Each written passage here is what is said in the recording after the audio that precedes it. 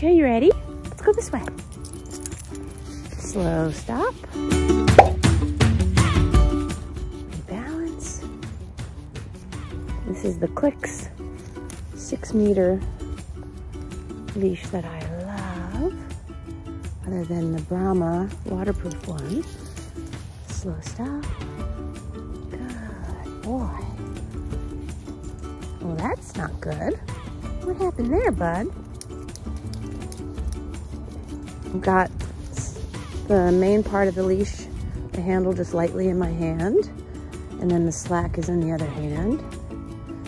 And as he slows down, I can just take up the slack, put it in the other hand. I'm also moving this hand out and away as I take up the slack here, so that I then can kind of grab the excess as it comes back. I'll do a wider shot for that too, so you can see it. And this way I can just let him get his sniff on, and he can be in a loose leash the whole time, which is just awesome. Of course, when he turns into J-Spaz from Jasper, when he's J-Spaz, sometimes he runs out to the end of the leash. Pick up the slack again, and he's a low rider, so this extra hand really helps a lot for just holding up that slack. Such a good boy. Hey Jasper, can you wait? Thank you. Picking up slack, holding just slight tension to let him know I'm not quite there yet. He's got his attention on some people at the mailboxes over there, so he's checking them out. Look at that body change.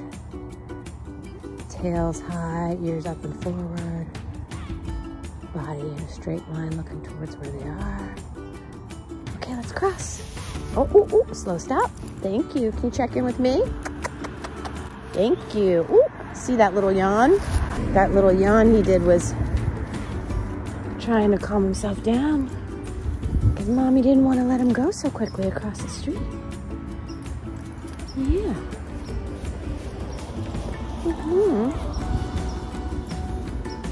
Picking up slack, so I've got a whole bunch of slack here. I can let it out as I need to. Pick up the slack, gather it, and see how it's under his front leg a little right now. Generally, that's not a big deal when you have a low rider, as long as there's not a lot of tension happening underneath his armpit there. So I just let it stay there and then use his natural body movement to fix it and put it to the front when we get a second.